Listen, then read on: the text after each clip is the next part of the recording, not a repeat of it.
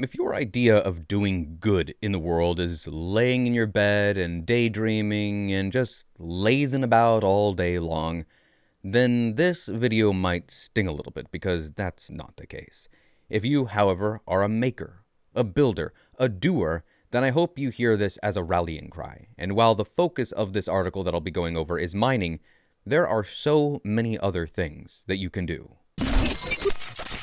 The title of this article is Mining Bitcoin is an Act of Freedom because it is an act of service. CryptoQuant researcher Burmak Tomek writes in a Mining Week essay. I'm going to give you the quick notes version here and then expand on these ideas as I go deeper. Mining is an act of freedom. That's the long and short of it. And now you might be thinking, well, I don't mine. Am I not free? We'll get into that. You might be thinking, well, I'm interested in mining, but I don't have the means to mine. I don't have the hundreds or thousands of dollars to drop on an ASIC. And even if you do have the money to buy an ASIC, you might not have the budget for all of the electricity costs that will incur.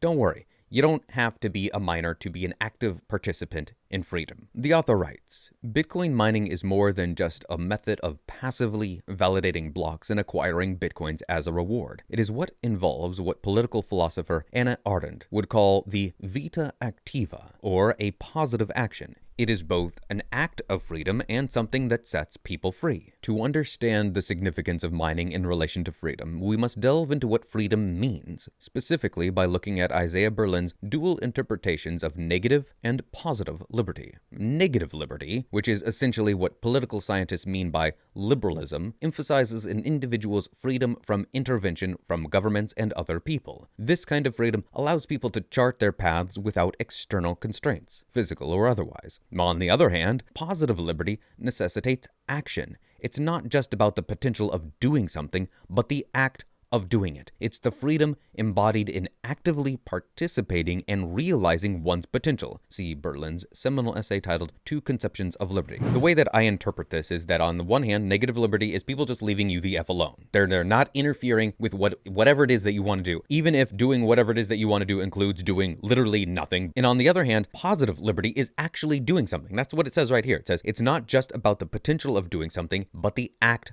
of doing it. It's the freedom embodied in actively participating and realizing one's potential. You realize I'm really good at chopping wood and I enjoy chopping wood, so I can offer this as a service to my community. So I will start chopping wood. Nobody's going to get in my way to stop me. And they go, yes, chop wood. And you are free to do that. You are doing it. You are exercising your liberty by chopping wood for your community. What Berlin missed, however, is a third type of freedom. What is sometimes called Republican or Neo-Roman liberty in philosophy circles is an understanding of human rights where people should be able to live free from subjection, deference, and vulnerability to the arbitrary will of others. It specifically emphasizes the idea of non-domination and learning to coexist with others, similar to ideas advocated by early feminists like Mary Wollstonecraft and popularized by Cambridge, I think this is supposed to say, historian Quentin Skinner. What this theory means in practice is that as long as we have a voice in the decisions that affect us, intervention does not make us less free. In fact, in many cases, interventions that we consent to and authorize could enhance freedom. In the context of Bitcoin, mining encapsulates this positive freedom in the sense that miners are not bystanders, but instead active validators. They keep the decentralized system in check. They ensure that transactions are genuine and, in the process, validate the integrity of the entire network. Like citizens who actively engage in political processes to hold rulers accountable, miners play a critical role in maintaining the balance of power within the Bitcoin network. In essence, Bitcoin mining is a profound exercise in positive freedom. It's not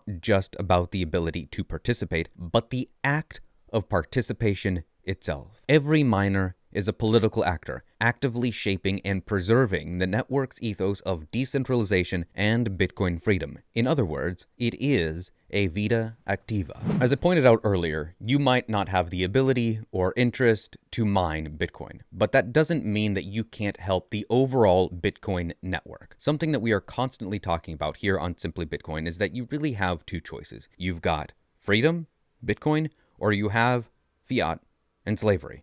Those are really the two choices. When you are using fiat, you are using a money that other people, government, boards of directors, whoever has said, this is what you use. and you use only that. And using anything other than that is a big no, no, no, no, no. We get to say how you transact with your energy and time. And if you use something else, you're going to run into problems. And Bitcoin comes along and says, well, what if the entire planet says this is what we prefer? And if that happens, then who's going to stop it? Because if the entire planet, 100% of the people on the globe go, yeah, this makes the most sense, then by definition, there would be nobody to say otherwise. Do I ever think that in my lifetime anyways, we'll reach a point where 100% of the people are on a Bitcoin standard? I'm not going to say no. Do I think that's likely? No, I don't think it's likely. Do I think it's impossible? No, I don't think it's impossible. What I think is more likely is that the percentage of people using Bitcoin will just grow and grow and grow. To what point will that grow to in my lifetime? I have no idea. But I do believe it'll be something higher than the 0.05% that we're currently at last I saw. The point here that I'm trying to make is that what you do to help the Bitcoin network depends on your skill set. If you're really good at speaking, you're a skilled orator, then you might be the person that goes to various conferences and gives presentations on various aspects of Bitcoin. Maybe you like programming and you can help develop a new app that utilizes Lightning or